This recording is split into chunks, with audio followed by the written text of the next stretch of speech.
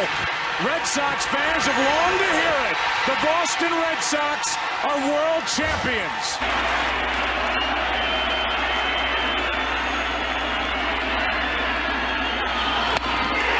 Game over, series over, and the Red Sox are world champs again. And so are these fans. It hasn't happened at Fenway Park for 95 years. The Red Sox are world champions. Boston organization has been well run for a long time now.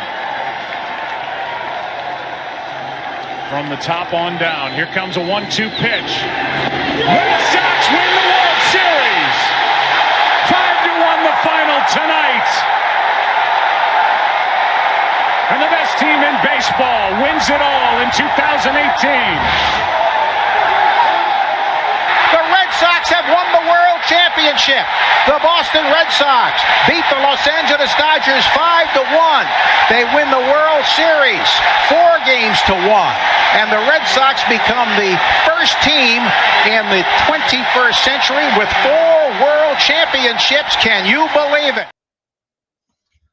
Welcome to another episode of the Pesky Podcast.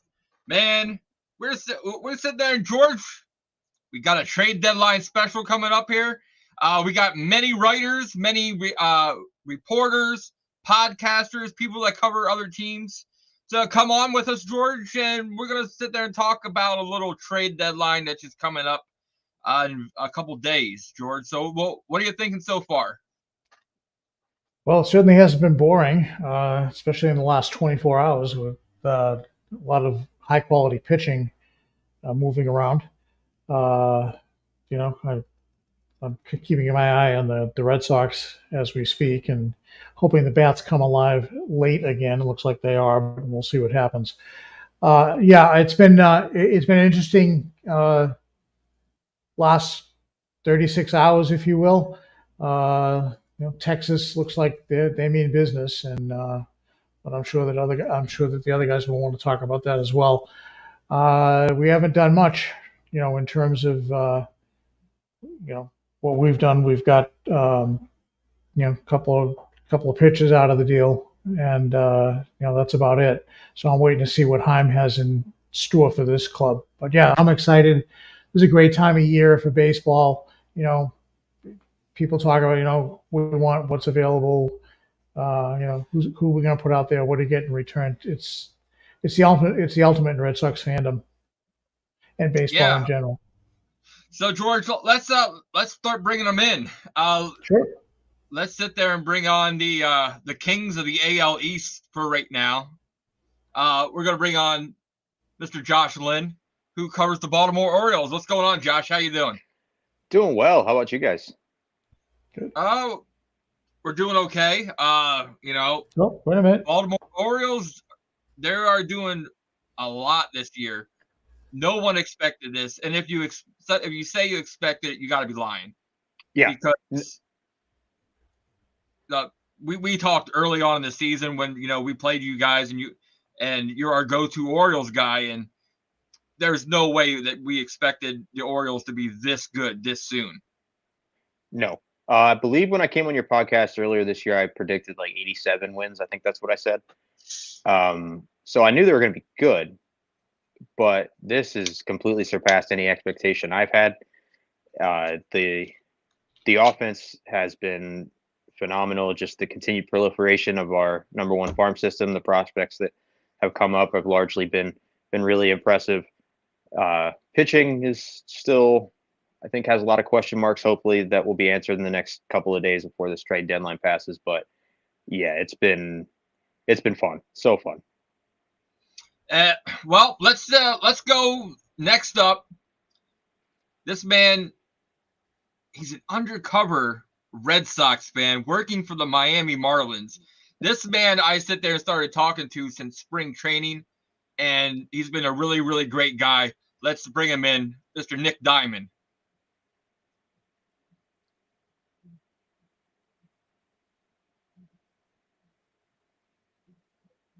Are you there, Nick? Cannot hear you. Are you muted, buddy? Nick, we're gonna come back to you as soon as you're able to sit there and listen. Wait. Oh, hang on. Does that work?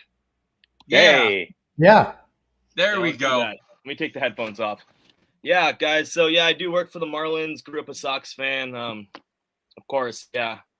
Interested in both of the deadlines. This is the first Marlins deadline I'm adding at in about 20 years, so it's really fun. So, Um, hey, Actually, as we're sitting here, a trade just went down. Nicky Lopez was just traded to the Braves. About Oh, 2 man. minutes ago. So that's something that broke. oh, that's good, man. Now, Nick, I seen you when you were in the back. You were pumping. Tell everybody what just happened. Yeah, Justin Turner just got a 2-run home run to take the lead here, so the Sox are up 3-2. Man, Turner tough, baby. Turner tough. So, Yeah, he's been great this year. man, our next guy we're bringing in. These guys have been hot really recently. We're gonna bring in Mr. Don Helbig covering the Cincinnati Reds.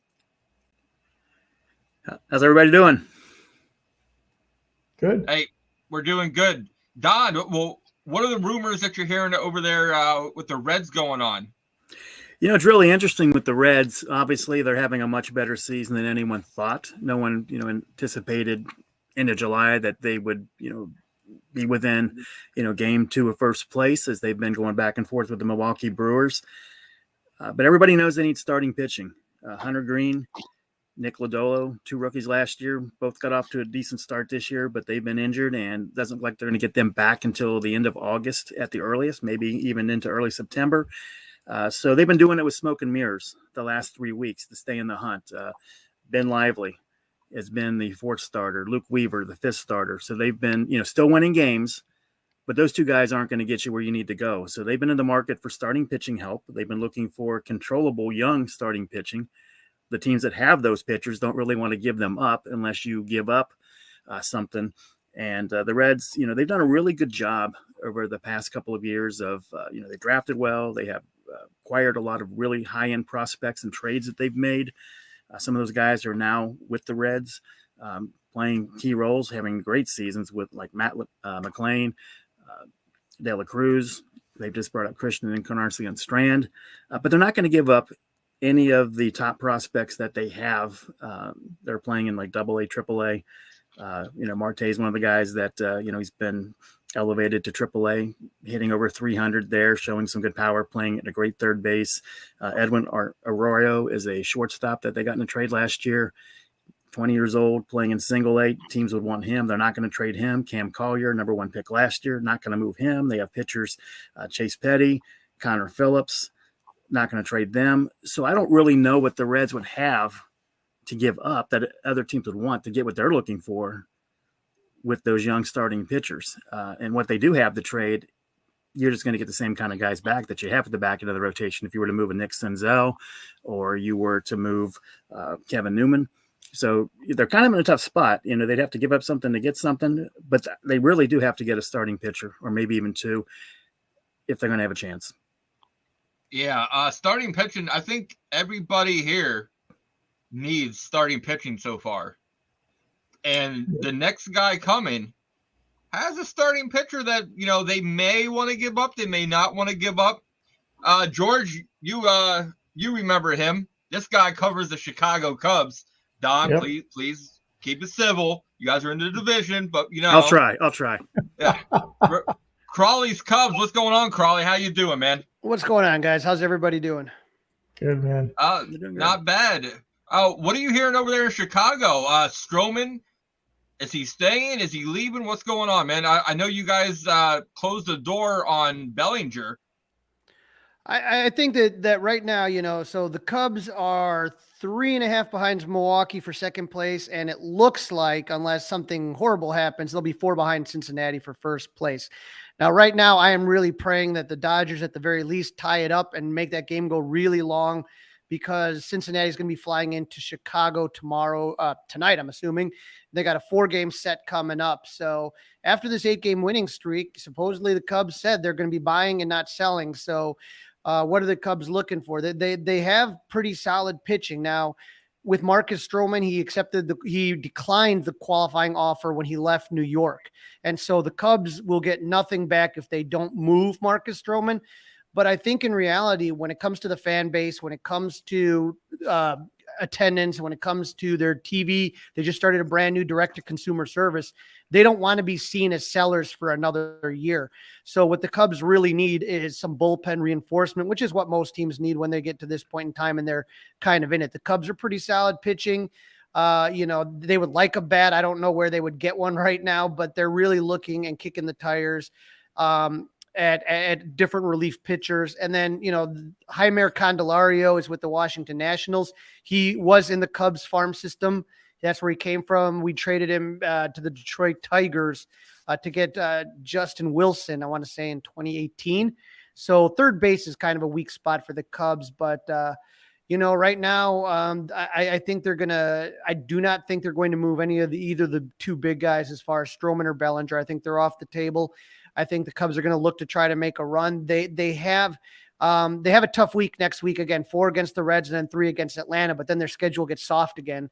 So, the Cubs are hoping that the Reds do not get any more starting pitching, because obviously that's their weakness. And they gotta, when you're starting pitching's a weakness, then you're taxing the bullpen a lot.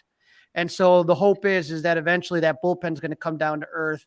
The bats may cool down a little bit. I don't know if that's going to happen soon. And then the Cubs can hopefully catch them, but then you still got to deal with the Brewers too. Hey, Crawley, we had something in the chat come up. Tony Kemp to the Cubs. What would you think? People are throwing all sorts of names around. Tony Kemp, yeah, that'd be fine. I mean, I think more than anything, it really comes down to a third baseman or bullpen arms. That's the weakness right now. We kind of lucked out. We had Mike Tauchman. He's been with the Giants. I want to say with the Yankees. He's having a really decent year. He gives you a good leadoff batter, and then he's a good fourth outfielder. But the Cubs have had 2 black holes since that trade in 2001, where they got rid of Baez and Bryant and Rizzo, and that's first and third. First and third has been an absolute black hole for the last couple of years. They've been like 28th, 29th. When you take a look at the value they get from their first baseman, it's just been abysmal. But with Cody Bellinger, he gives you, he plays first. He's been playing first, and they've been having Mike Tauchman play center. But third base is still kind of an area that's kind of iffy. Nick Madrigal just came off the IL. He had a quad strain, and so he just got back. He was doing really well before he got hurt. But again, the thing that the Cubs lack more than anything is pop. They just don't have a guy that like any pitching staff should be like, ooh, so if they just run into bad luck with BABIP or they're just not, the balls are not dropping in, that's when they run into trouble, because they don't have somebody that, when you look at a lineup, like we just got done playing the Cardinals, and then you go, oh crap, here's Arenado. Oh geez, here's Paul Goldschmidt, right? The Cubs don't have that, where you're sitting here like, oh, we got to get through this part of the lineup, and guys that you circle, don't let this guy beat you. You don't know who's going to beat you from the Cubs on any given day, but that's the problem they have, is no pop, and they really need that from both third and first. And with Cody Bellinger going off like he has been, looks like we got a little pop at first, or at least a threat of pop. We would really, really could use some in third base. Man, I know we sit there and talk, Crawley, and we're in the private chat going back and forth here. The Red Sox have Bobby D. He's got some pop, in AAA. I think, and a lot of Red Sox fans think the same thing, that he just needs a change of scenery. Who would you be willing to give up for that pop at first and third? Well, that's the thing. That's the question. The Cubs minor league system, I think Fangraphs rated it as third the other day. So there's a lot of talent in the third baseman. But when you talk about Bobby D going to the Cubs, I feel like they are looking more for somebody that's a proven commodity, somebody that has done it in the major leagues. And I don't know how much they're going to want to go down the minor league route, to be honest. Okay. There is another third baseman that has been, out there for a name. So let's go up to Josh, because one of the people, it's one of those things, it should happen, but will it happen? Probably not. Nolan Arenado, the Yankees would have to give up like their number one outfield prospect, and some other guys. Josh, what would somebody like Nolan Arenado mean to be traded because the Cardinals, they're not there, right now. Mm-hmm. Yeah, and I'm curious to see how that goes because I know everything that their front office has said is they're kind of just reshuffling and kind of getting ready to run it back in 24. But Arenado to the Yankees would be a pretty transformative pickup for it because their offense has actually not been great. Now, granted, like Judge and Stanton being out for extended periods hasn't helped matters, and they did just score 8 runs last night against us. But that would be an immense pickup for them, and obviously his defense goes without saying. He's probably one of the best defensive third basemen ever. So that would be something as a rival fan that I would not like to see. Though, I guess I'm trying to think of like prospects from them that would like obviously Jason Dominguez and maybe like Peraza and Cabrera, but yeah, I don't know. I think I would prefer that not happen. Yeah. As much as I'd like to see them clean out their minors, but Nick, what about you? What would you sit there and would you think the Marlins have enough to give up to get like a name like Nolan Arenado, which is something that would like be fantastic down there in Miami? Oh man, I absolutely wish, but I don't think that's happening. I know a lot of teams that are in on Heimer Candelario. I think that is the Marlins' focus right now.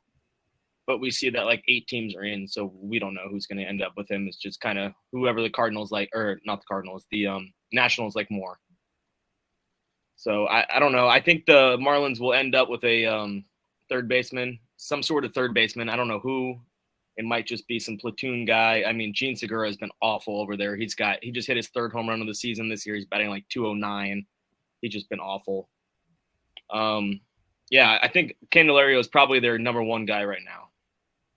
I do know. So Jordan Hicks was traded today to the Blue Jays, and the Marlins were in on him until the last second. I actually tweeted it out before passing today about the Hicks trade. So kind of cool about that. We were hoping that all the Cardinals trading all their players today would have helped, but it didn't. Yeah. A lot of hugs, a lot of crying, right? Don, you sit there and you said that the Reds need some relief help. They need a starting pitcher. I'm going to battle back and forth between you and Josh up there.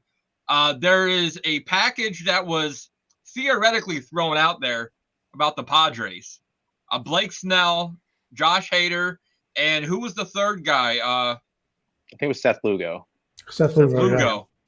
So, Don, you sit there and said earlier you weren't really sure what you would give up prospect-wise, but what do you think it would take to get that done, to get those 3, which would take care of your bullpen, it would give you a nice starter, and Lugo can bounce back and forth also?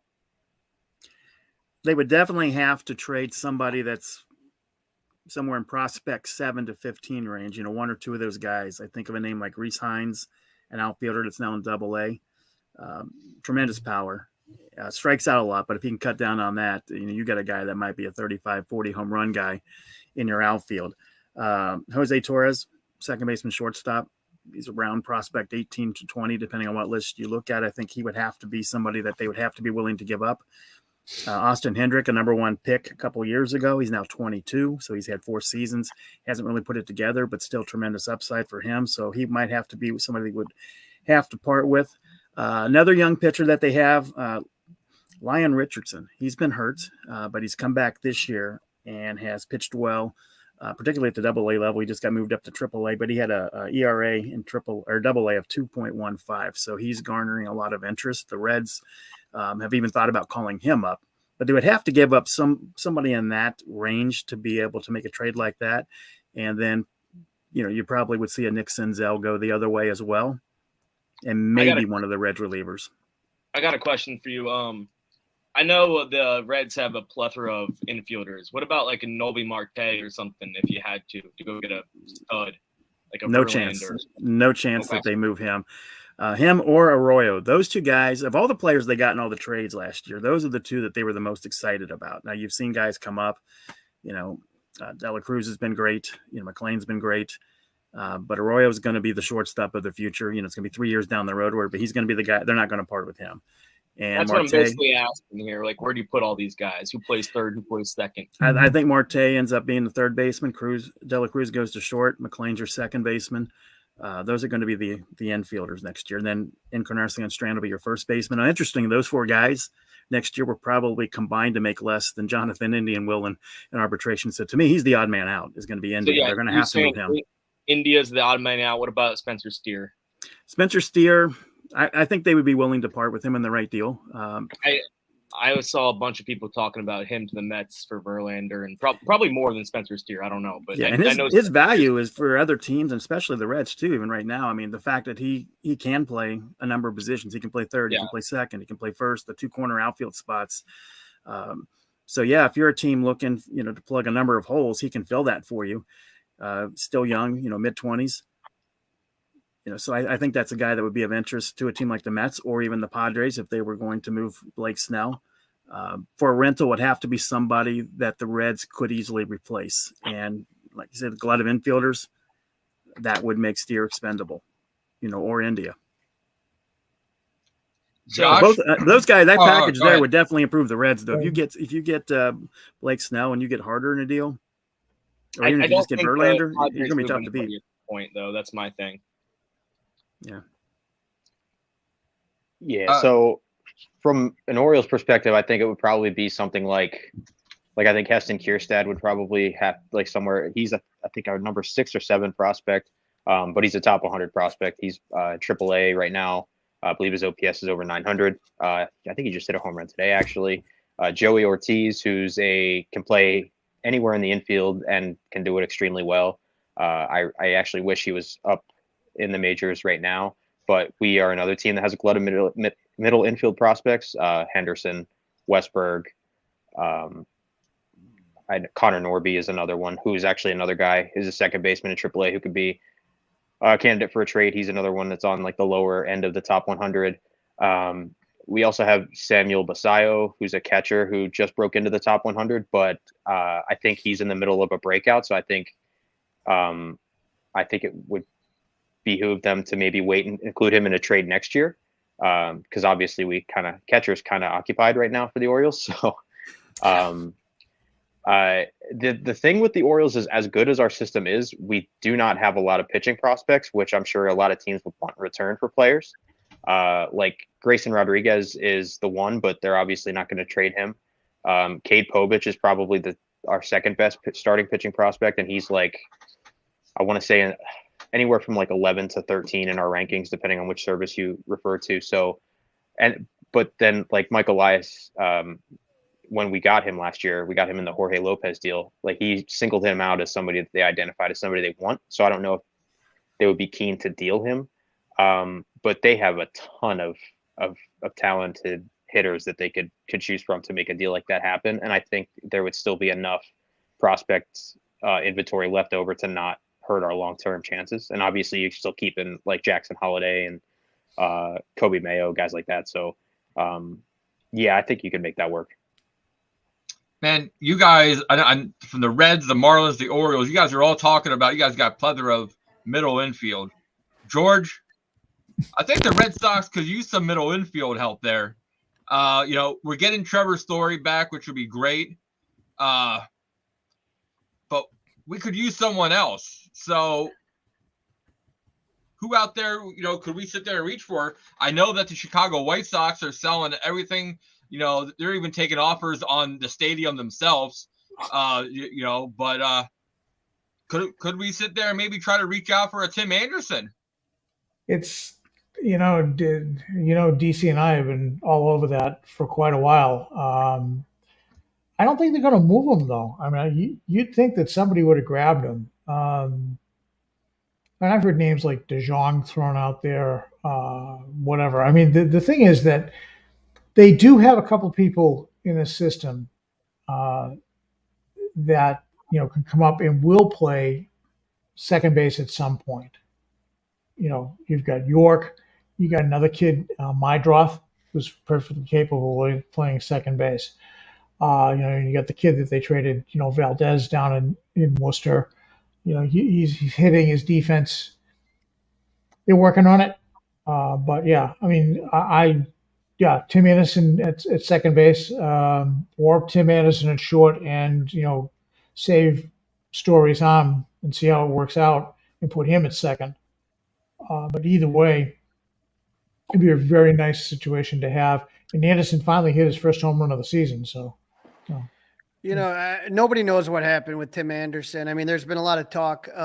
We just saw him last couple of days. There's a 2-game set against the White Sox that the Cubs played in, and he just seems miserable there. He seems like the perfect candidate for a change of scenery type situation, because people, they've asked him about he's like, you know what, I don't care really. And he kind of just doesn't seem happy there. There's been some issues.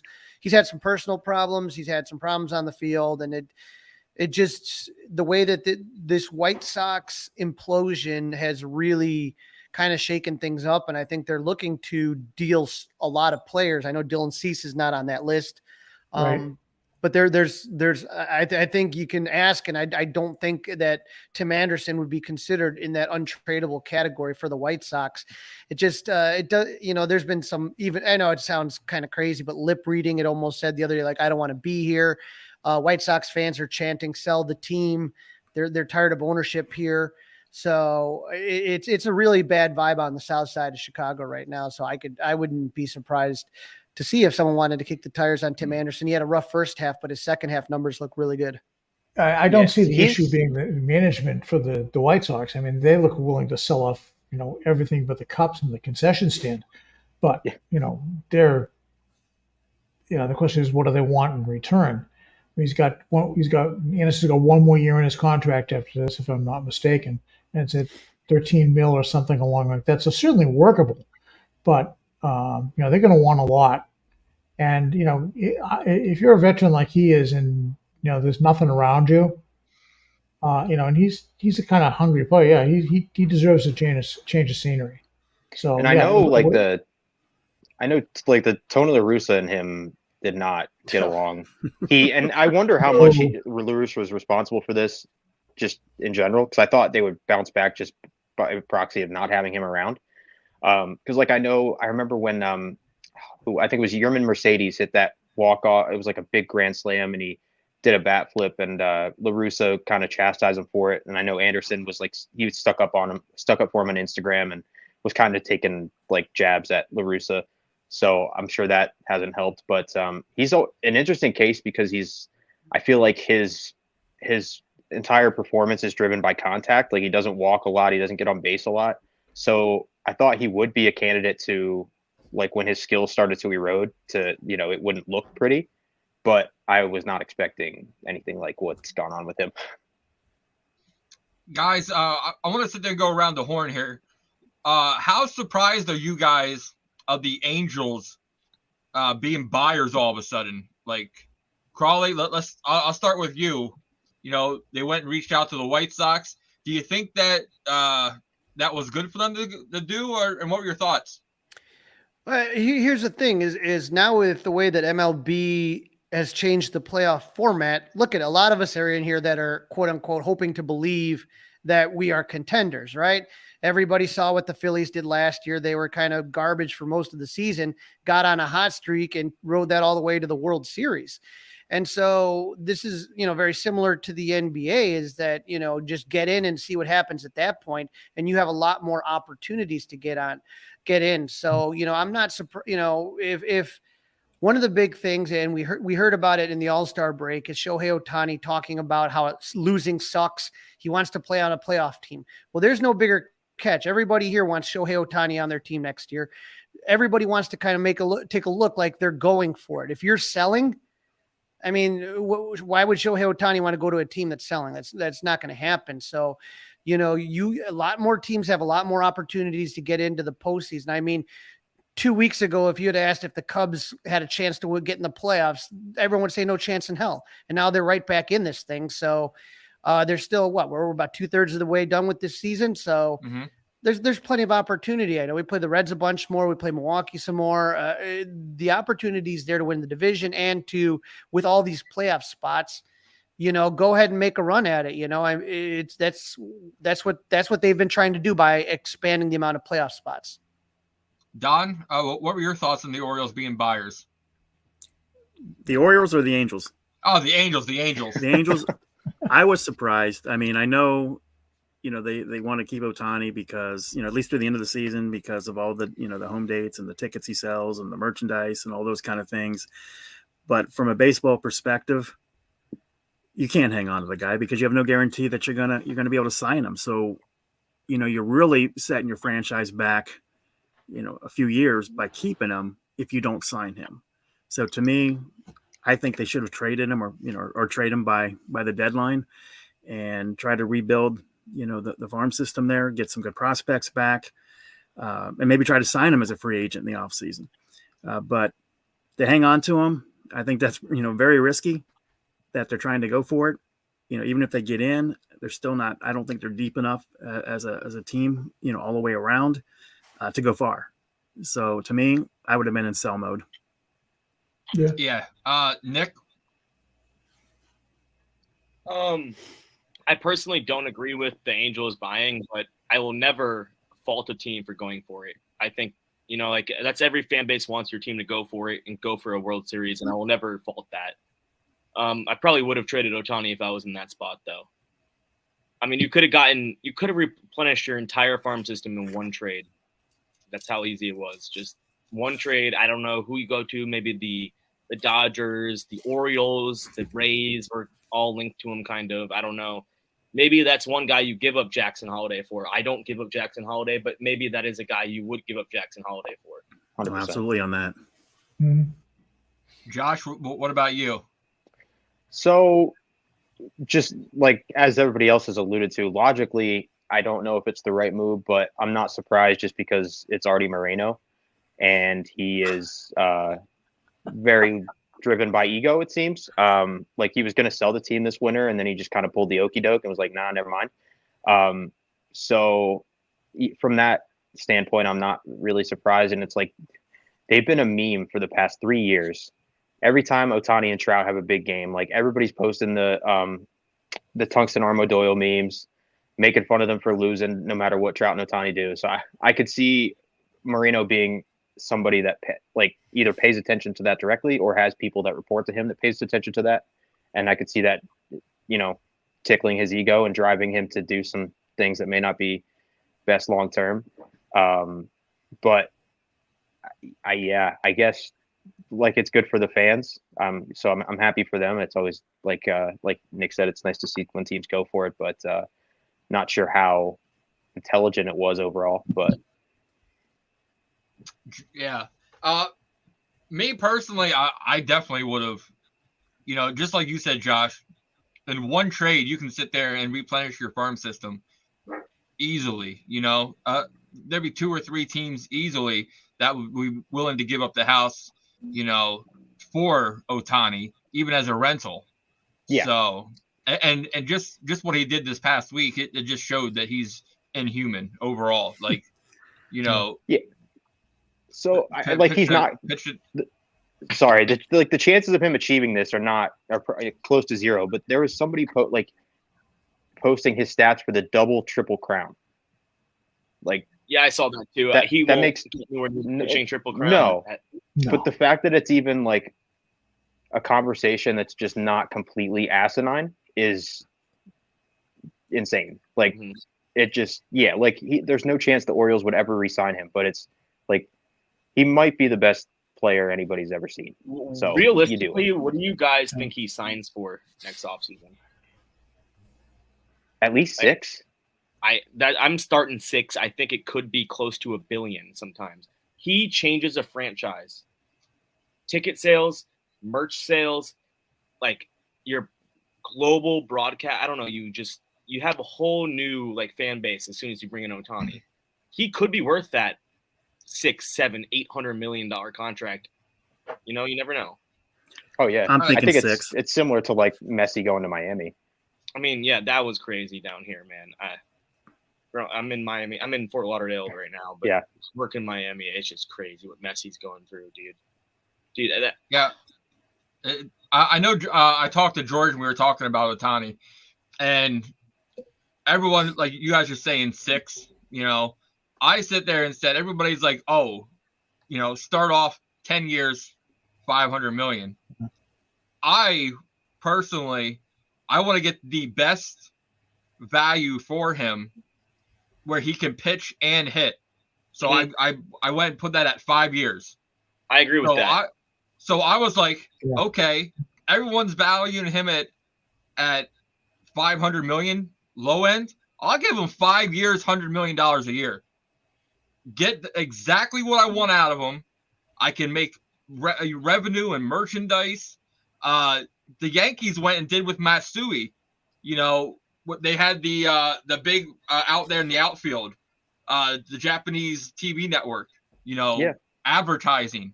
You're gonna sit there and you're gonna be making at least half the contract back.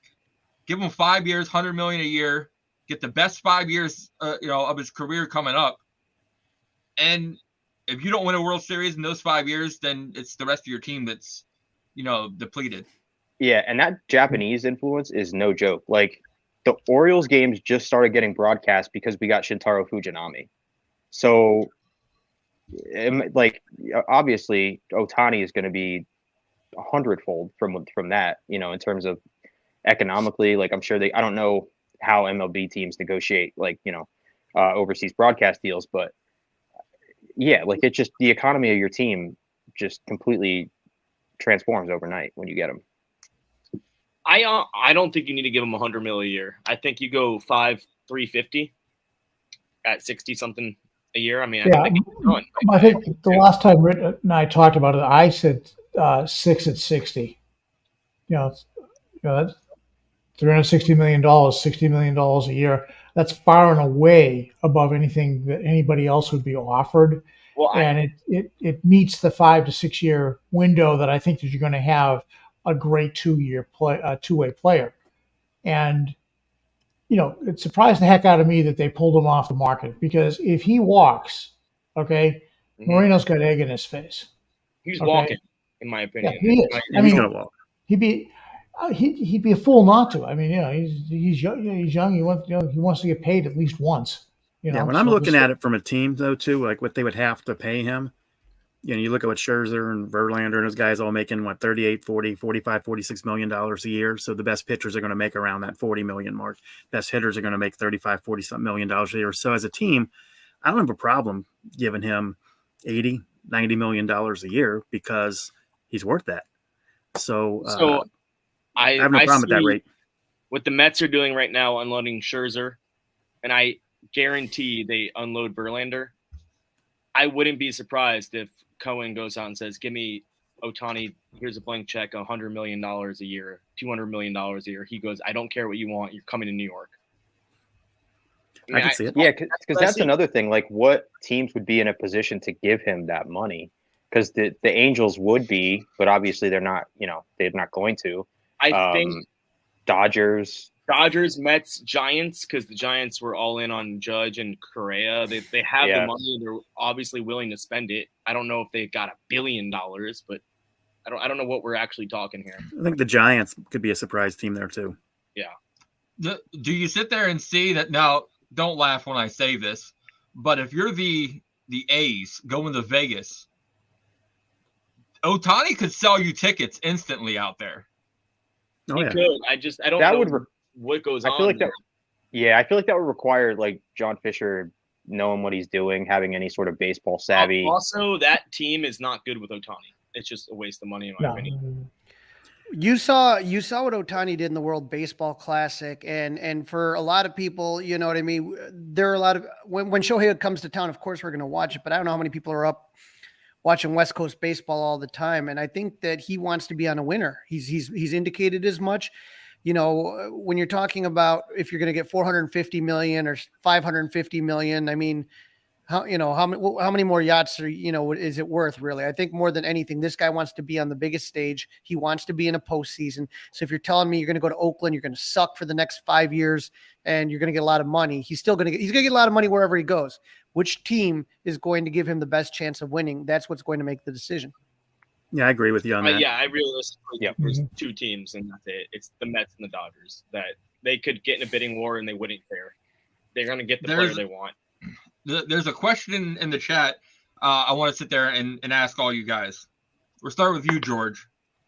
If the Angels trade Ohtani, do they then also look to trade Mike Trout? If I was Trout, I'd be looking for a trade because, it's basically you've waved the white flag. And I think Trout may look at it and look at Moreno and go, yeah, let's go. Have a nice day. I am out of here. And I could see him coming to the East Coast, and I could see, a team like the Phillies playing very hard to get him. And can you see he and Bryce Harper in the same lineup? And the ghost of Trey Turner. Well, I just don't think Trout has as much value as he did back in the day. No, well, and is he a 10-5 guy? So he would have. I mean, he's still an amazing player. Great player, not what he was before. He has a full no trade clause with his pension. Gotcha. No, he's not the Trout of 5 years ago, but he's still a quality player. Yeah, still very good. And you're right. East Coast top Phillies. 5 player in the big league. Yeah. So, Crawley, what about you? Do you think that they would trade Trout if they're going in full sell if they do Ohtani? I think that would be it. Boy, it'd be a hard sell. I mean, the temptation would be there, but for the fan base, that would be something that'd be kind of difficult. And the question would be, would Trout want to leave? I mean, someone mentioned the 10-5 rights that he has. Don't know. Maybe to get to a winner, but you never know with these guys. But hey, if you're going to go all in, go all in. I don't know. I think that that Artie and those guys over in Anaheim, they've done a lot of moves. They've had a lot of signings over the years. It's bizarre how bad it doesn't work out. I can't explain why it doesn't work out. It just doesn't. So, like I said, I can just tell you from my perspective here in Chicago, we have been rebuilding the last couple of years. It's not a fun thing to go through. So, maybe if the Angels want to go all in, this is the time to do it and get a king's ransom for what they can for those two players. Yeah. Don, what about you? I think if I were the Angels, I would only do it if he came to them and said, I want to move, and I wouldn't initiate it on my own end. I'd make sure it came from him. I think that would be a better sell for the fans if they, said, look, we accommodated his request and worked it that way from the, the PR standpoint. I think you'd have to do that. But I wouldn't start entertaining offers and then go to him and say, do you want to go? I think that would end up, not great in your relationship with him, not great with the fans. So I think that it would come down to really what he would want to do. Let him call the shot. I think, Josh, you might be the only one besides Nick. Do you guys remember a team without Mike Trout on the Angels? A time? Yes. Yeah. Like the Kendry Morales Angels with like the early, actually 2010, and then like the mid. I always liked the early to mid 2000s Angels teams that had like Erstad, Gloss, Adam Kennedy, Garrett Anderson, all those guys, and Plaid, Bartolo Colon. So yeah, I very vaguely, but I remember the Dave Chalk Angels. Yeah, I somewhat remember that World Series team in 2002. Not really. I think 2003 was like the first season I remember baseball. Yeah, same. But I kind of remember that 2002 team. Very little. Young John Lackey on that team. John Lackey was Troy Percival, Jared Washburn. Yeah. We're going to start immaculate gritting ourselves soon. Oh, that's I could play that all day.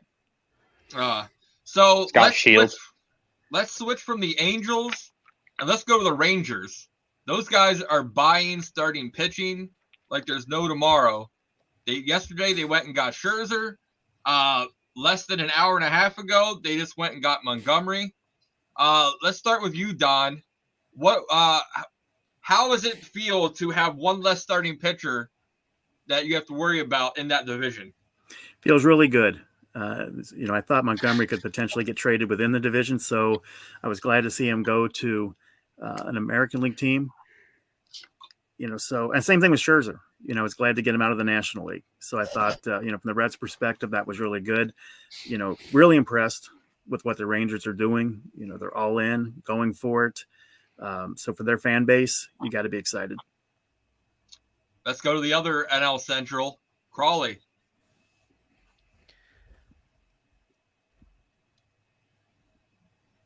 Can you hear us? No, it's coming in choppy. Give me a second here. I don't know what's going on. You sound good. Okay, with the Rangers, yeah, I mean, they're going for it, man. They're full steam ahead. You're just watching what they're doing, and then they're checking in on everybody. Again, whoever they can, I feel that they just really have a underrated team. And when you're that close to having a championship team, that's what you do. You push your chips in. And so I like the moves that they're making, and I think that they're going to be a force to be reckoned with in the AL.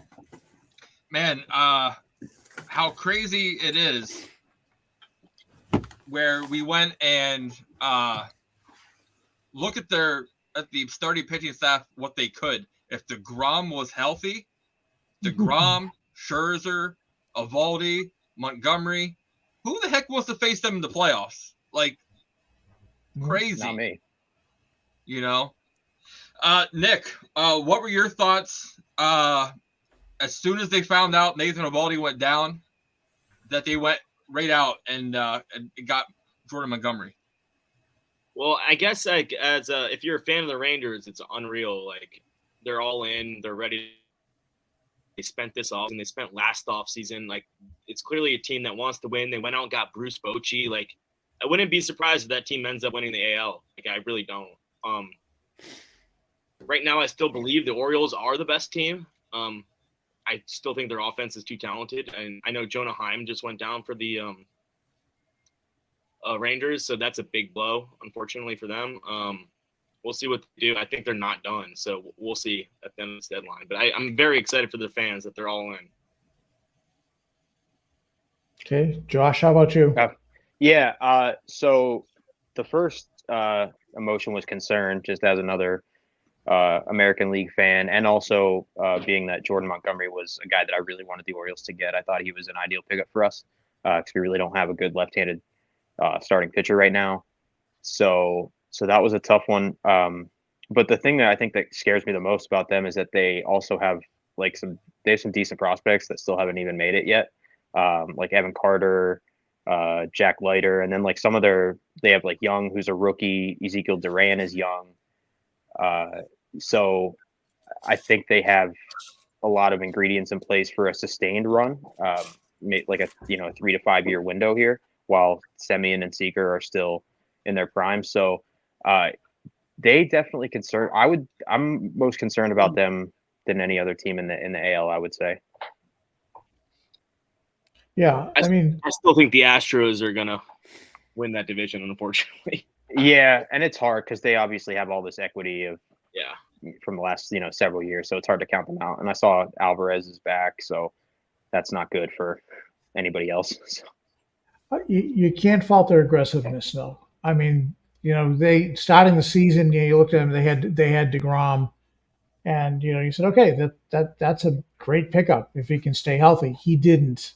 Eovaldi stepped up, got them to where they are, and then they go out and they sign Scherzer, and you go, great, Scherzer, Eovaldi, great 1-2, and then Eovaldi goes down, didn't even skip a beat. He's on, they're on the front office is on the phone. Jordan Montgomery, welcome to Texas. Okay, I mean, they think that this is their season, and I think Houston is weak enough that they can win the division, and that they're going to move forward. I applaud the front office. I mean, if you'd said at the beginning of the season, or even at the end of last season, who do you fear the most next year? Texas Rangers? Probably not. But now with the front end of that rotation, at least you got a couple of guys that can, at least in the playoffs, give you some decent starts at 1 and 2. And they have the you know, old Chapman back, which is also a little bit scary. Yeah. Which, I mean, I hope he fails miserably. I think he's a terrible person, but Yeah, he seems to have regained his old form. His velo's back. So, and then that was another like proactive move to. Yeah, I mean, to they're what not you're saying. afraid. They're not afraid of it. And they, like I said, they view this as their year. Nobody expected us to be here, and you know what? We're going to show you what we've got. Plus, they have a loaded farm system, okay? And they've been offloading it. You know, I'd like to see what it looks like at the end of the year after they've made some of these deals and say, okay, where are they? But they're taking, they're putting their chips on the table and saying, you know what? We're going for it. And if you're a fan of the Texas Rangers, you got to be happy as a clam. Would anyone be surprised if Verlander ended up with the Rangers? Nope. No, I wouldn't be surprised if he went back to Houston either. I think he's going to end up in Houston, realistically. No. I would like to hear what you guys want the Red Sox to do, because we haven't talked about that yet. Me personally, I would love to sit there and bring a starting pitcher in. I agree. A back end guy. My good friend Cody Duncan, he covers the Pirates. Him and I were talking. I would love to try to get Mitch Keller from them, but I'm not sure what I'd be willing to give up for him, because for the amount of control that we would have, it would have to be somebody that I wouldn't be very comfortable giving up. We definitely need somebody in the middle infield. Like, that's one of our weak points. Our outfield's getting a little crowded, in my opinion. I agree I think Duvall's gone. Get that done. Yeah, I think Duvall's gone in the next few days. There's been a lot of Paxton talk if he's going to be traded. I don't think he'll be traded. Man, I don't. I was in the ITM Live on Instagram yesterday, and I was talking with Joey and Steve, and I was like, dude, and we all agreed. We think that Paxton is the smartest man in the world to look skeptical in these last two starts, just so he doesn't get traded, just so he can stay in Boston. Like, he's a genius. Nick, I know you're a Red Sox fan. What do you think about his last two starts? I think yesterday he looked bad, but he got through it, and I think that's what kind of pitcher he is. He's a great 3 guy. He's gonna get through it on his bad days. He's never gonna give up 10 runs, 8 runs. He'll always be in it 4 or 5 runs on a bad day. He'll be dominant on a great day. I would love to have him from a contending team, but I wouldn't give him up if I was the Red Sox. I really wouldn't. I would be perfectly fine with trading Duvall. I think the outfield is just crowded. You got to give Durant every day shot. He's too good not to. I don't see them. I don't see them trading Paxton. The only reason I would be okay with giving up Paxton would be for Keller. If you gave up Paxton and then you used some of the prospects you got back for Paxton to make the Keller trade better, and then you wouldn't have to give up your top guys. You wouldn't have to give up Roman Anthony. You wouldn't have to give up Blyce.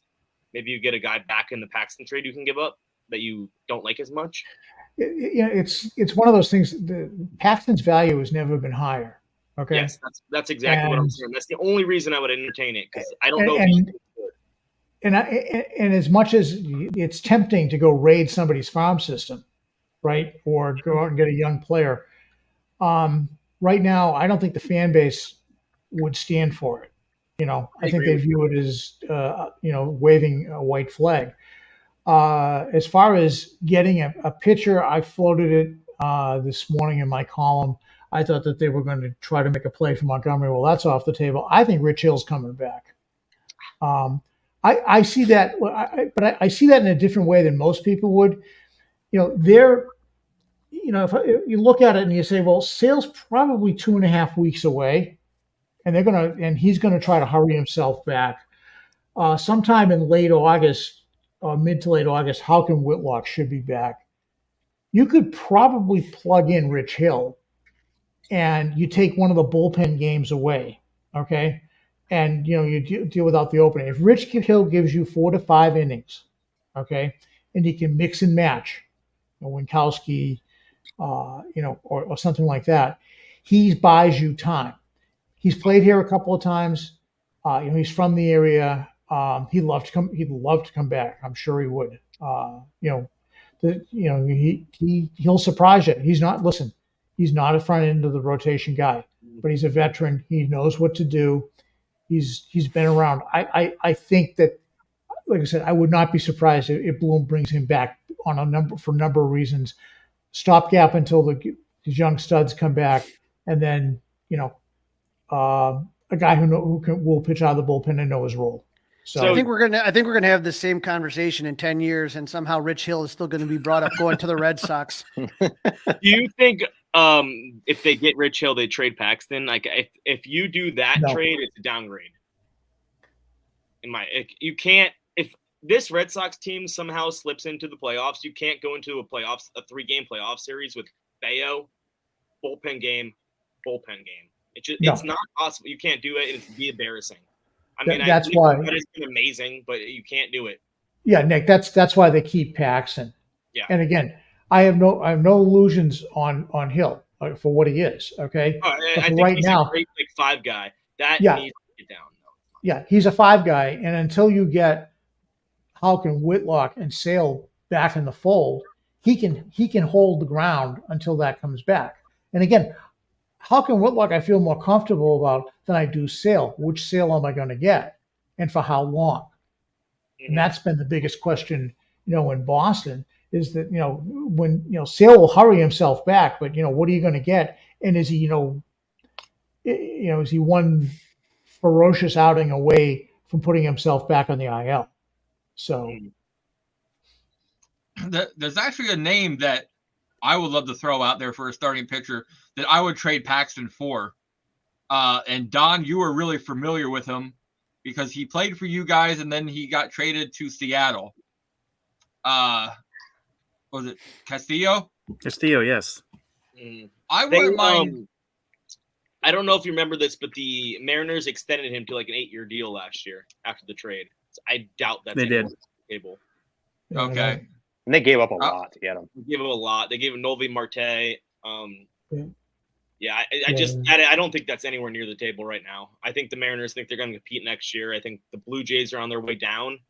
The Red Sox are on their way up. So I think those two will. This is like one of the last year's Blue Jays are going to compete, in my opinion.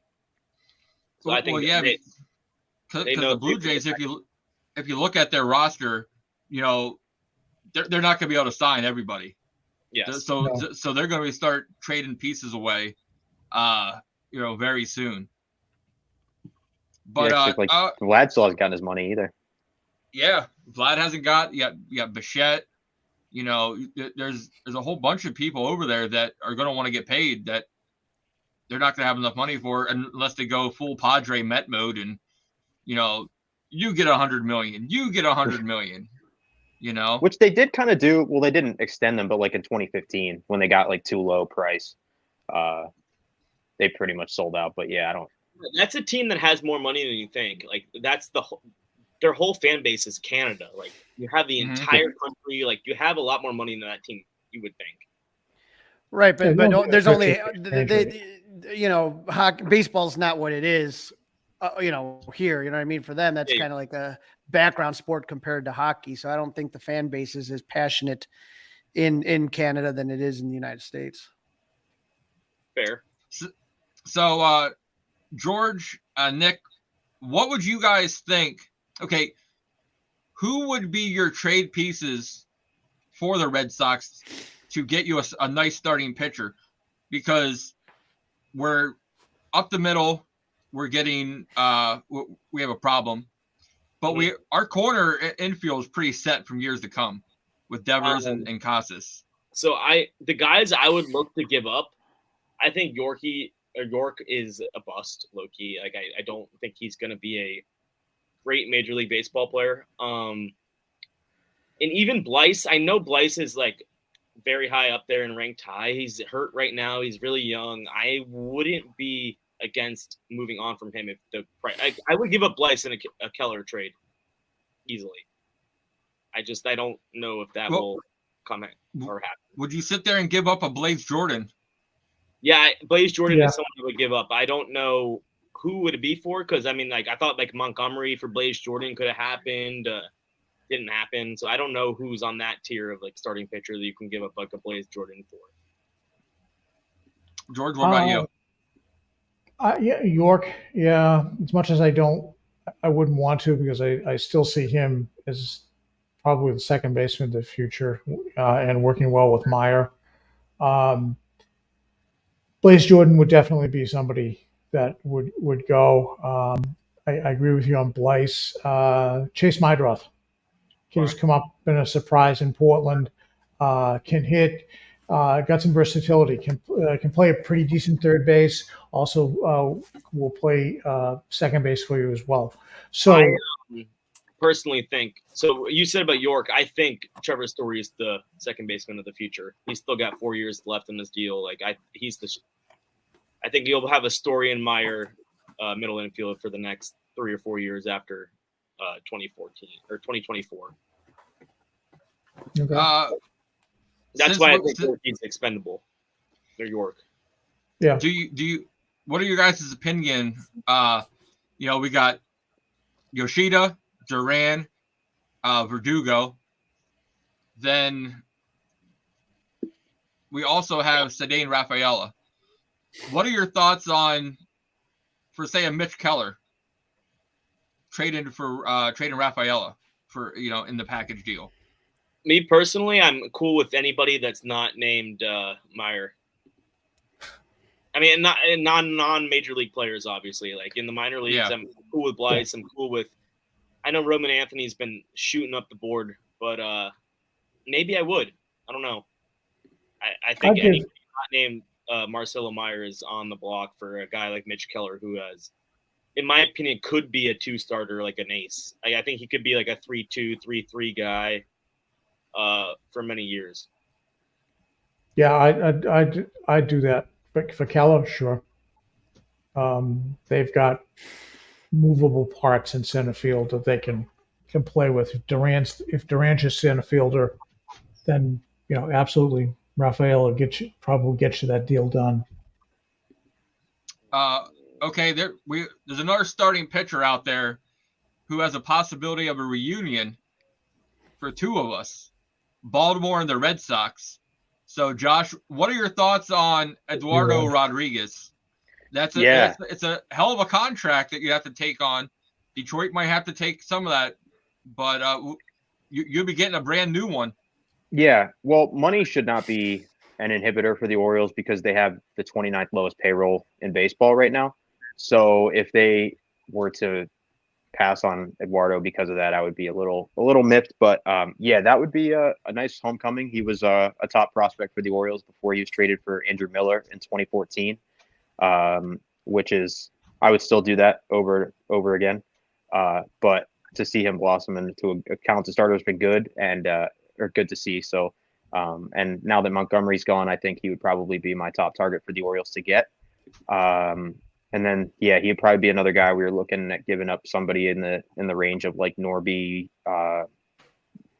Kierstad, possibly, guys like that. So I would be okay with it. I know there's a hesitance from certain Orioles fans not to trade these prospects away, but at some point you gotta give some of them away to get good in other areas. And like all of our middle infield prospects, there's simply not room for them, and that's assuming that they all pan out, which they're likely not. So, you got to at some point do something like this. And with us being in first place, you got to do as much as you can during this deadline. I know one of you said something about no one predicted Orioles to be this good. I did pick them to win in the division, and I did pick them to lose in the World Series.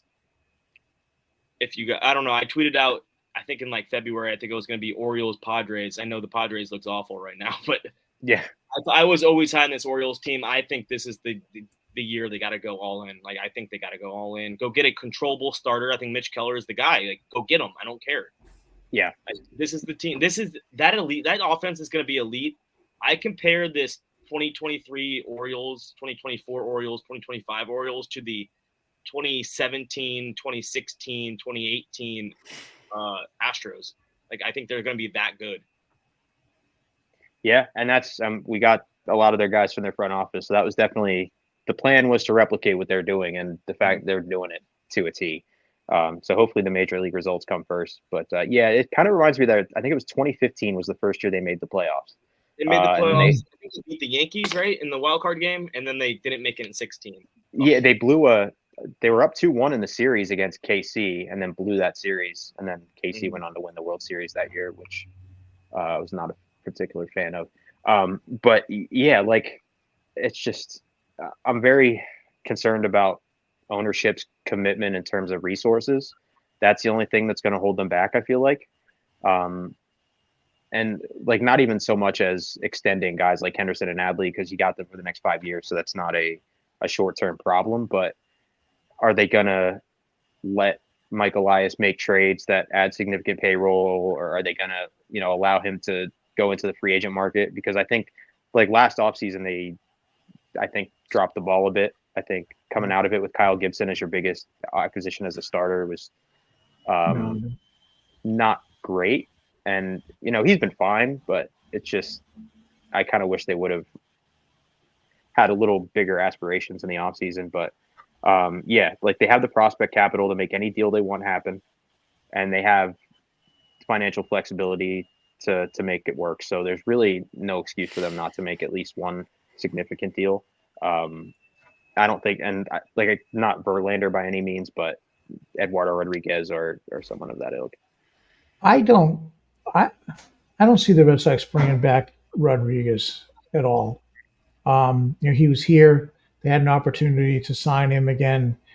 When he's on, he's pretty good, but to me, it's always his problem has been in his head. And when he is not focused or not doing well, he pitches like he's not there. And that would be my one caution about bringing him back. They let him go, and he took some decent money from the Tigers. Good for him. I'm happy for him. So, but I'm not so keen on a reunion with him. Don, what would Rodriguez mean for the Reds? Would it bolster up, you think, their starting pitching rotation? I mean, it would bolster it up, but again, it comes, down to me what you'd have to give up to get him. I'm not giving up one of the crown jewels in the farm system for him. If you could move Nick Senzel and a mid-level prospect for him, yeah, I would definitely do something like that. But I'm not giving up, any of the top 10, top 12 prospects for him in any deal. I would Raleigh, also what about you? be curious. Oh, sorry. Go ahead. It's hard. We all fall in love with these prospects and the possibility of what may happen. For the Cubs, they've signed Ian Happ and Shohei Ohtani for another 4 years. Ian Happ is 3 years. You have Swanson for 6, and then they extended Nico Horner for 3. So you got those positions kind of locked up. And so the question is the Cubs have a lot of outfield prospects that are kind of blocked right now. So it looks like. So we have some good pitching prospects. I just went to Iowa to check out AAA the other day, and they just got a phenomenal group of kids down there. So, I mean, if you're talking about we really don't have a lot of need for, our main goal is to get a first or a third baseman and some pitching help. So there are some guys that are off limits. Obviously, PCA is a name that everybody kind of is interested in, and he's the Cubs' top prospect. So don't want to lose him. There's some good pitchers that we have like Ben Brown. I wouldn't give him up, but there's other guys like Jordan Wicks, who was a first-round pick. He might be someone I'd be willing to part with. Jackson Ferris, they drafted last year from IMF in Florida. He's a young guy. He may be someone that teams are really interested in. And then James Triantos is another name. But again, are we talking for 1 year rentals or half a season rental? Or are we talking that they have a couple of years of control? That's going to affect what I'm going to be giving up there. Exactly. Well, what about you, Nick, for the Marlins? So me with the Marlins. So I grew up in South Florida. I grew up a Marlins fan until my dad was a massive Red Sox fan his whole life. So I grew up in South Florida. I grew up a Marlins fan. And my dad, I remember when he said in 2003, you saw a World Series before I did. And right now, that was the last time we were competitive. So I want to go all in. I'm cool with trading anyone not named Yuri Perez. I'm ready to go get – if Nolan Arenado is on the table, I would love that. It's not on the table. It's not. Just saying that right now. Nolan Arenado is not going to be a Marlin. If Juan Soto was on the table, I would be all in on anybody not named Yuri Perez. I'd trade 10 guys for him. I don't care. I want to win this year because I don't think this team is going to win anytime soon after this. Nick, you're not getting any sympathy points for me because I was at Wrigley Field for games 6 and 7 in 2003. Yeah. So there's no, and I don't know if everyone remembers, but it was looking like it was going to be a Cubs versus Red Sox World Series in 2003. Yep. And then both the Red Sox and the Cubs choked it, and you ended up with Yankees and Marlins. So that would have been something to see in the White Sox or the Red Sox and the Cubs in the World Series in 03, but it wasn't meant to be. Yeah, of course. Yeah, that would have been crazy with the two teams with the longest droughts in the World Series that year, but it didn't happen. Yeah, I really wanted them to make it. I love Mark Pryor. I was a huge Mark Pryor fan. Yeah. Well, we got another guy coming in. He's a little late, but better late than never. AJ, who was with the talks about the Brewers. What's going on, AJ? How you doing? I'm doing well. How are you guys? Not bad. Good. Sorry, a little bit late, but better late than never, like you said. Yeah. So, what's been going on over there with the Brewers at all during this? You know, we've got the Cubs cover, we got the Reds, now we have the Brewers. So, what's been going on over there with the Brewers? Well, they made a trade the other day, of course. They upgraded first base, which has been really poor for them all year. And they got Carlos Santana, so they got a plus defender and a bat that's significantly better than what they have. Not a great bat. I mean, you got a guy hitting 250, and he had 12 home runs when they picked him up, but he's been hot as of late. In fact, he actually hit one today. So a huge upgrade from them there, especially defensively. And when you talk to Matt Arnold, or when they asked him about it, that he talked more about the defensive upgrade than he did the offensive side of the ball. So that was a big deal for them. Middle infield has been poor. Bryce Trang, one of their top prospects, has not panned out offensively. Defensively, he's been real good, but offensively, he has not been. And then Willy Adames is back to the old Willy Adames of years ago, where you're going to get a home run maybe, but that's about it. You're not going to get much for contact. He's just been poor. So they've been looking for middle infield help, but there haven't been a lot of names coming up. I don't know what the Brewers are willing to sacrifice. They do have some pretty good names down in the farm, but it's kind of middle infield and first base were their main needs that they were looking for. They addressed one of them. I don't know what we're going to see with the middle because I haven't heard much and I haven't seen much. I got to ask AJ, what is the temperature with all the rumors that Craig Counsell might be going to New York next year? Well, so his contract has not been renewed, which is, I think we talked about it last time I was on. What are you doing? You got a guy that's taking a minimum payroll, and he's extremely competitive every year. So I don't know what next year is going to bring. Counsell, for anybody that knows him, grew up in the Brewers Stadium, literally. He was a bat boy. He lives in Whitefish Bay, which is a suburb of Milwaukee. He's a Milwaukee guy. That's why they've been able to keep him. But now, once you say that, if New York does come calling, does everybody have a price? That I can't answer. I do got a question. So I haven't heard about this Counsell in New York. Which New York team are you asking about? The Yankees or the Mets? Because I think they could both move on from their manager next year. I haven't heard anything about the New York thing. In fact, this is the first I've heard of it. But I do know, like I said, they haven't extended him and his contract's up. So I guess anything could happen. The rumors that I've been hearing has been to the Mets. Yeah, I think Buck Showalter has run his course out there, and I think he's got to go. He's got to go. I did see you celebrate for a little bit. The Orioles were up 3-0. Yep. Oh, I just saw O'Hearn's double. Yeah. I'm just telling you, as someone in the NL Central, I'd be happy to see Craig Counsell go. Yeah, I can't blame you. I mean, from an analytics standpoint, he's probably one of the best in the majors, getting everything he can out of a team. I mean, he really is good at it. If you look at the teams he's taken to the playoffs, they're good, but they're not dominant. They're not a Dodgers team like we're seeing this year. You know, they're not a team that's got everything. They might have great pitching, and then they're hitting suspect. I mean, so he's a guy that can really motivate his players. He's a players manager too. So the players really connect with him. So wherever he's going to be, he'll be successful. I'd like him to stay in Milwaukee, but the problem is our owner doesn't want to spend any more money. And not only that, I'm hearing that David Stearns might be going as well. So you may lose your GM and your manager to New York. Yeah, David Stearns, he's kind of been on the back burner for a while, and there's been a lot of rumors of him going.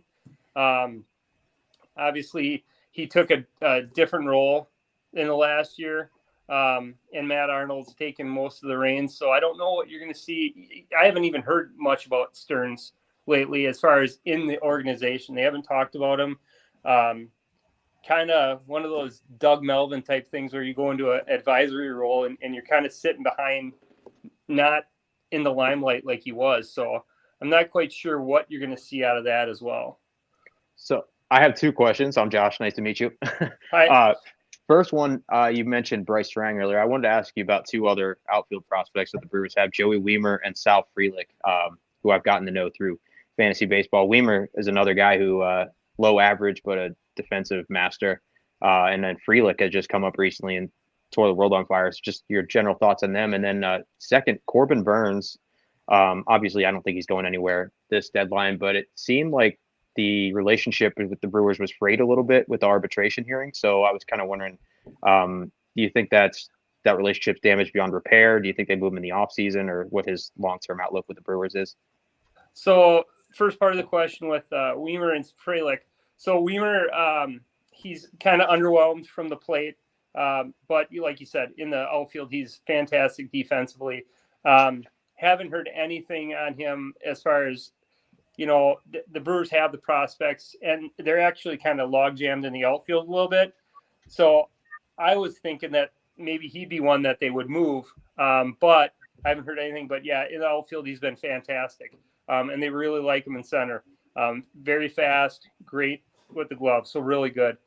As far as Frelick, he's come up and he's everything is advertised. Average. He's hit a home run.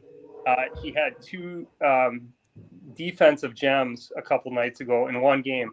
So he's everything that has been advertised. So those two, I think they're gonna stick with, and I think they're kind of the future of the Brewers in that outfield, which, like I said, is kind of a log jam because they got Jackson Chourio, the number 2 prospect in baseball, tearing up Double-A right now. I'm sure you'll see him next year. So the outfield's pretty set. As far as Burns, that relationship is toast. He's a free agent at the end of the year. He is going to get paid. He's going to get paid very well. And unfortunately, that's a deal, once again, where our owner doesn't want to spend money. It was $750,000. And for a guy like that in arbitration, most teams would pay him. I think the Brewers were at a point where they were like, well, we're not going to get him after this year no matter what. So we're going to save the money, which I think sends a bad message to your clubhouse. It sends a bad message to free agents coming in. It just was a poor move, all the way around. So he's going to be somewhere else. I'm sure it's going to be a New York or a California market.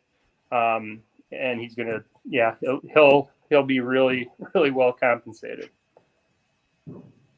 Yeah. So I know, AJ, you're coming in here at the tail end, but I want to go around the horn here and name one trade that you've either heard rumors about or you would like to see done to fill a hole on your team before the trade deadline. So, George, we're going to start with you. Name one trade you would like to see to fill a hole by August 1st deadline.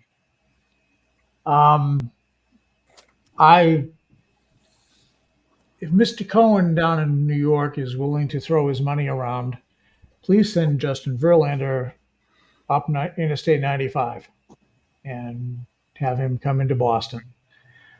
I know that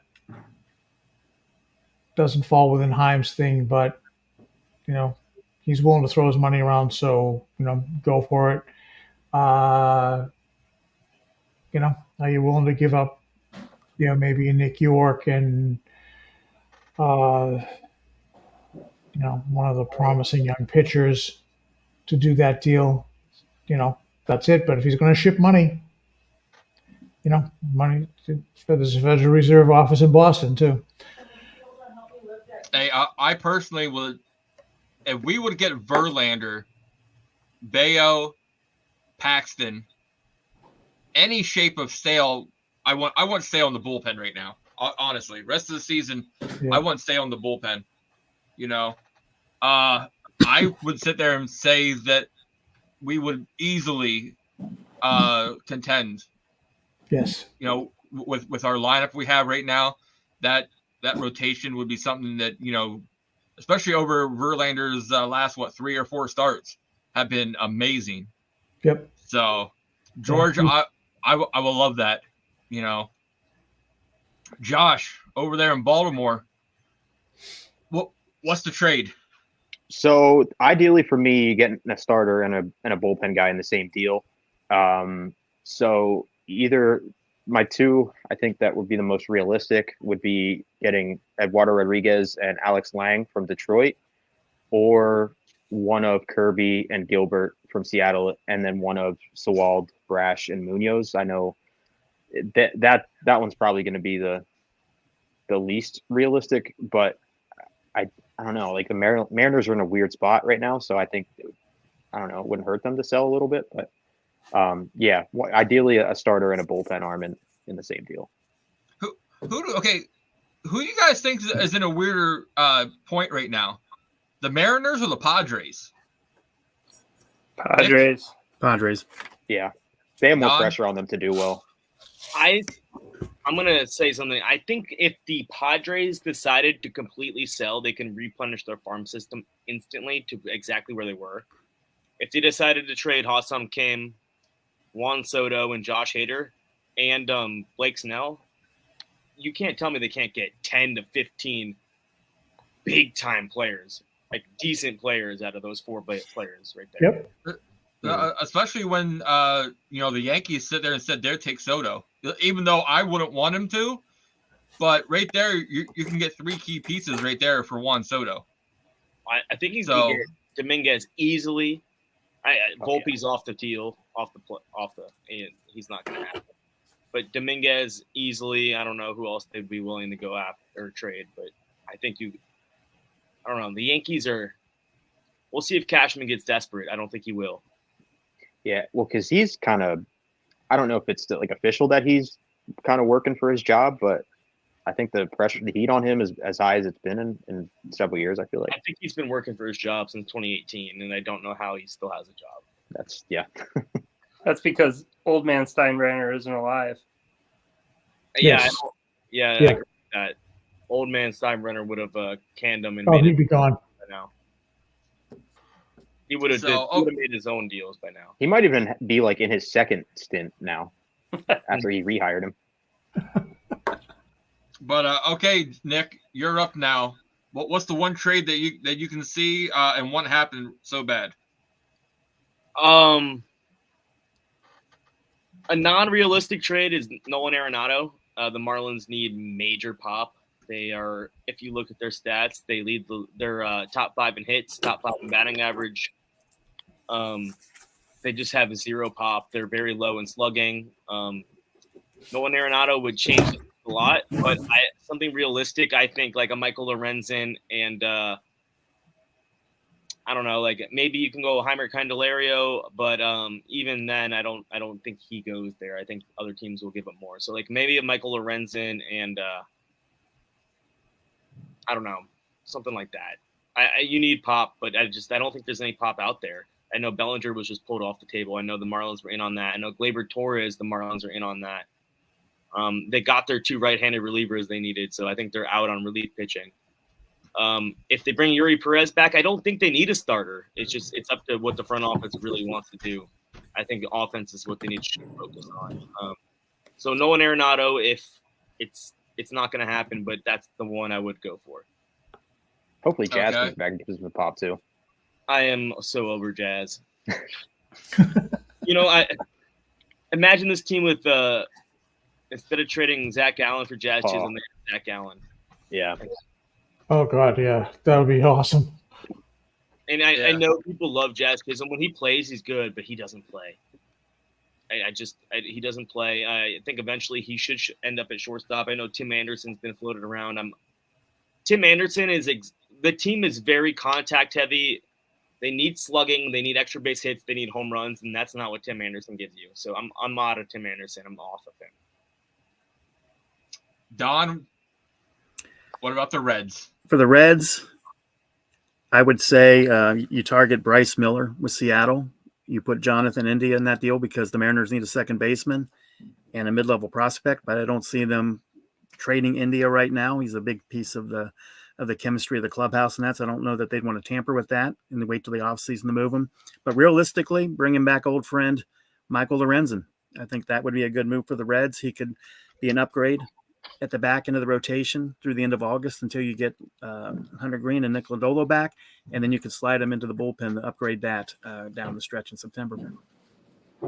Okay. And I'll give up a couple of mid-level prospects for him. I think infielder Jose Torres and maybe Mike Ciani. He's an outfielder, a great defensive center fielder, and maybe you part with Austin Hendrick in that deal too. But you give the Tigers a mid-level prospect. Somebody that you can't afford to part with, and just bring him back because he's an old friend. He already fits the clubhouse, and he's somebody that's going to make you just a little bit better throughout the month of August in the rotation. Okay, Crawley, are you there for available? If not, we're going right to AJ then. So for the Brewers, the middle infield is where they need help, and we already talked about that. Who I'd like to see is Kim from San Diego. We have the prospects to get him. It's just, will the Brewers be willing to give up those prospects? And I question if they will, because I think they're looking at the future right now. I don't think they plan on going deep in the playoffs. I think this team has surprised them at where they are. So that's a realistic one. I don't know if I have a dream. Honestly, if they got Hader back, to be truthful, that would be a boost for the clubhouse, because when he went, that was like, oh my God, the bottom fell out of the team. And there was so much talk when they traded him, how negatively it affected team morale and how it was just bad all the way around. So if they got him back to an already excellent bullpen, that would be pretty cool, but I don't know if that's what they really need. I think that middle infield is the key part right now. Okay. So last question around the horn. Will there be a crazy trade deadline splash? Oh, for sure. George, we'll start with you. And I'm talking something ridiculous. No. The only club I could see doing it would be the Padres, and I don't think they're going to quite do that, but no. Josh? I'm trying to think, and Verlander going back to Houston I don't think that would be insane. So but like also the Mets spending all that money and trading them in 6 months, I think is a pretty crazy storyline. So I guess that would qualify. Verlander to Houston. Okay, Nick? I personally think Verlander and Keller will be moved. I think someone's going to overpay for Keller. I think the craziest thing about this deadline is I counted 23 teams that think they can make the playoffs, and I don't think I've ever seen that before. Usually there's like 18, 19 teams, 23. I'm including the Mets and the Padres in that. But there's no sellers, and I think these teams will give up their guys, and Someone will overpay. So I think Verlander, Keller goes. And honestly, if I'm going with the Red Sox hot take, wouldn't be surprised if Verdugo's moved. Yeah. I mean, I don't know if I want him to be moved. I don't know. I wouldn't be surprised if he's the guy who's moved. Yeah, he could be the odd person out. Duvall could stay in that corner outfield, there. And when September comes, Nick, in September, do you see Sedone Rafaela coming up? Yeah, I think he has to. If he's not moved, I think he has to. Okay. Maybe he goes and plays center field for some defense. I don't know. I mean, it's going to be weird because I think Duran, you got to give the everyday center fielder job to Duran, and I think he needs to play against lefties. He needs to play against righties. He needs to play 148 games a year to see what you got out of him. Okay, I'm completely. I want Rafael to come up in September, just because he also plays shortstop. Yeah. So these next couple weeks with Houck, Whitlock, Sale, and Story all coming back, we got to make up some roster space, and we have how many infielders that only play second or shortstop. Mm-hmm. So I think Kike was the first one gone. I think Arroyo will be the next one gone.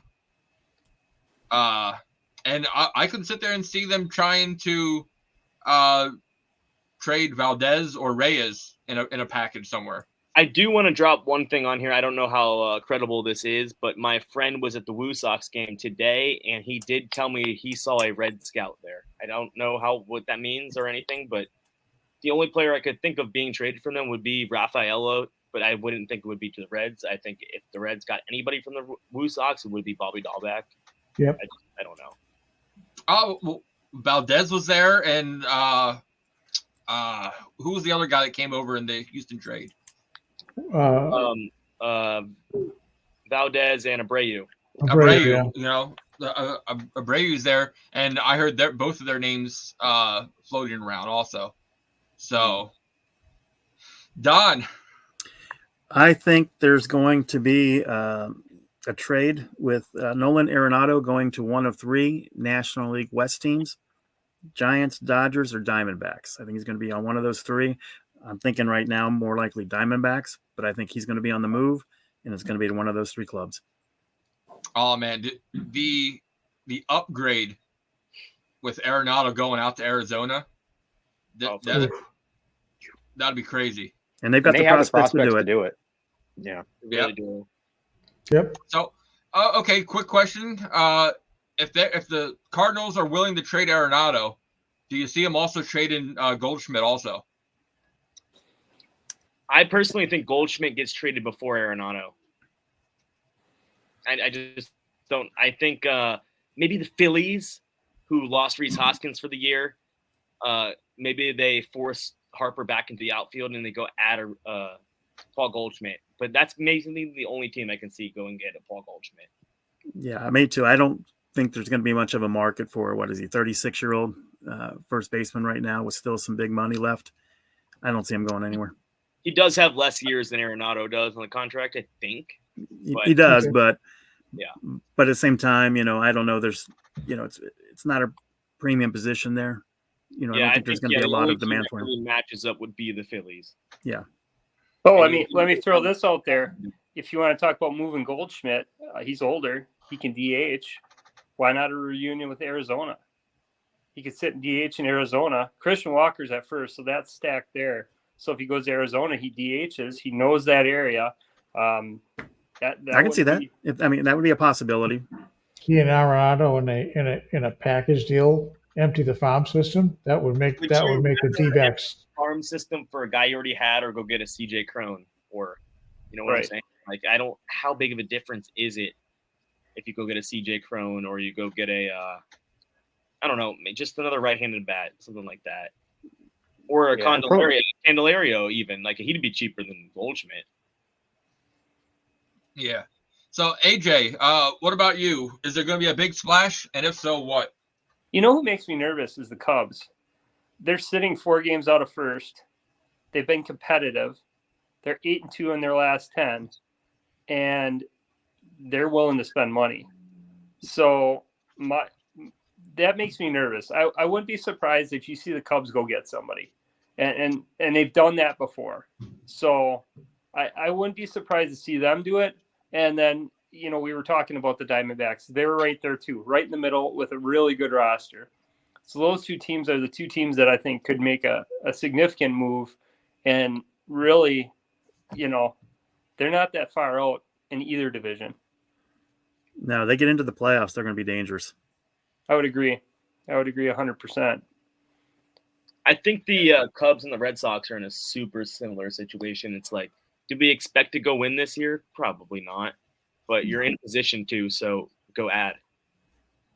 Yeah, particularly in Boston. I mean, there's been the last couple of years have been just train wrecks, and the fans are really, really annoyed by the entire situation, and they're expecting something. Oh, there is Carly's back. I think the Cubs could do exactly what the Red Sox do. They could trade everybody. They could trade Paxton. They could trade Duvall. They could trade Bellinger. They could trade Stroman, or they could add. They both could add.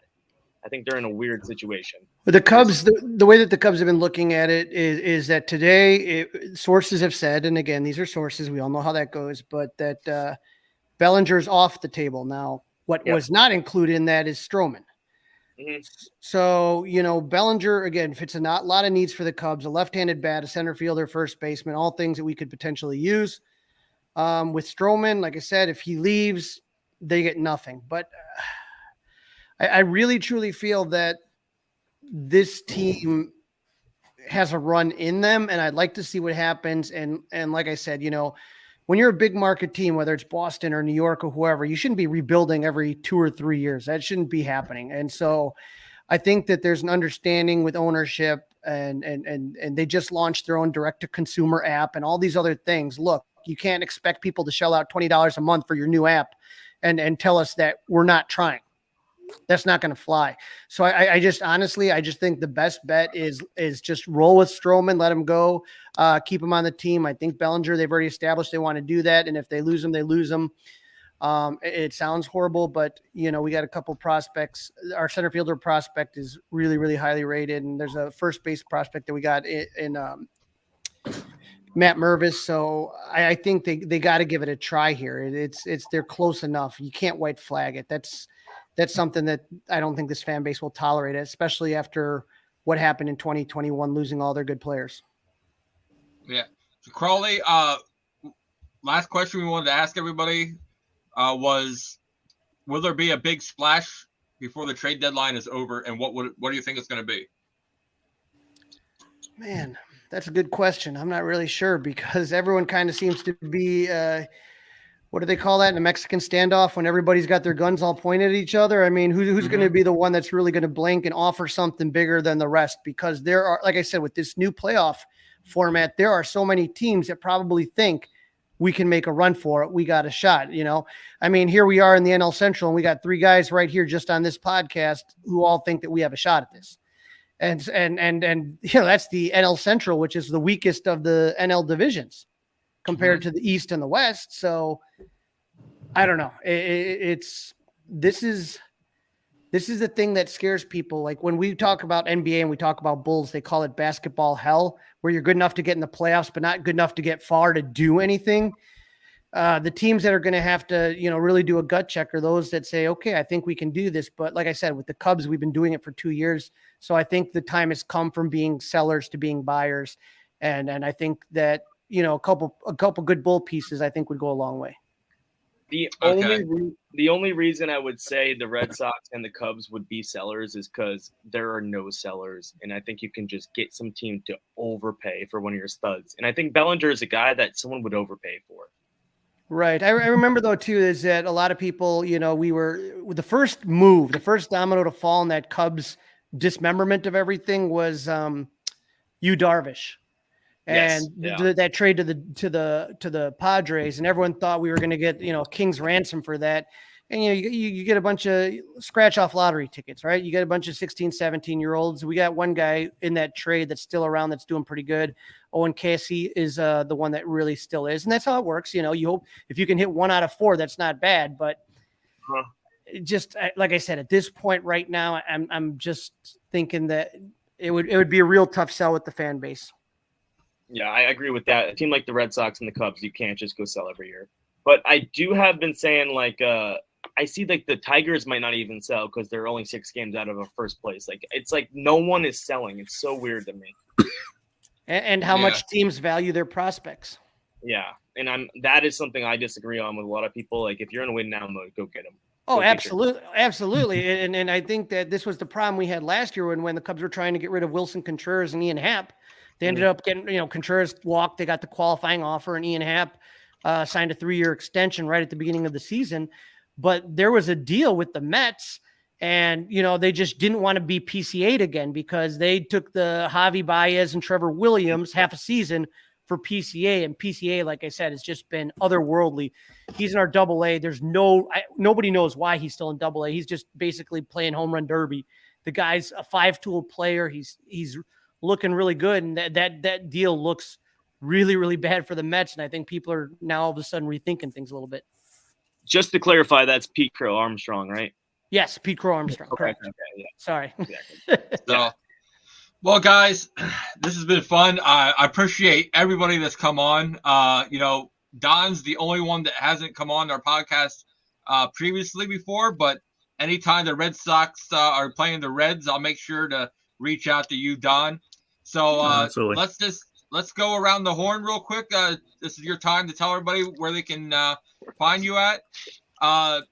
Let's start with Nick first, and we'll work back to George. Yeah, you guys can follow me on Twitter, or I guess it's called X now, whatever it's called. N Diamond Media is what I'm at. Grew up a Red Sox fan, Marlins fan, work for the Marlins now. So I guess I would love to win a ring for the Marlins. That would be awesome. Don? On, like you said, X now at just Don Helbig there. And also on Substack, you can subscribe free to my Reds newsletter. It's called Thing Is, I'm a Reds Fan. All right. You can follow me on Twitter. I'm not going to give it that other name, whatever. At Crawley's Cubs. You can find me at Threads, Crawley's Clubhouse on Threads, Facebook, and Insta. We have a podcast, Fly the W, with 670 The Score in Chicago. So if you have the Odyssey app, you can listen wherever, but Odyssey's the one that kind of sponsors it. So that's where we are. And you can find me at JJLynJJ, which I have displayed here. I do have a podcast. I've been kind of on break for the last couple months. I do plan on getting that started up again in earnest. And when I do, I will announce it on my Twitter. And it's Twitter. It's not anything else, you petulant man baby. But yeah, it's been awesome. Had a good time doing this. Yeah, Josh, I know, man. The Orioles are the hottest they've been for how long now?